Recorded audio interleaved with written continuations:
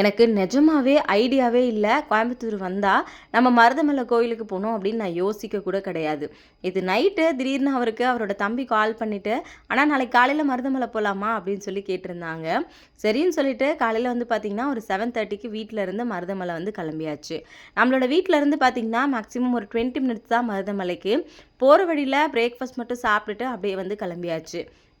இன்னைக்கு காலையில மருதமலை போயிட்டு முருகர வந்து பார்த்துருந்தேன். அவ்வளோ மனசுக்கு சந்தோஷமா இருந்துச்சு. முருகர் வந்து பார்த்தீங்கன்னா, இன்னைக்கு ராஜ அலங்காரத்தில தான் இருந்தாரு. ஒரு தடவையும் சாமிய பார்க்கும்போது ஏதாவது கேட்கணும் அப்படின்னு தான் நெனச்சுட்டே போவேன். உண்மையாவே முருகர பார்த்துட்டு எதுவுமே கேட்காம அப்படியே நின்னுட்டு வந்துட்டேன். கோவில்லருந்து வெளியில வந்ததுக்கப்புறம் தான் தோணுச்சு, எதுவுமே கேட்கவே இல்ல அப்படின்னு சொல்லிட்டு. அதுக்கப்புறம் கண்டிப்பா அவருக்கு தெரியும் எனக்கு என்ன வேணும் அப்படின்றத.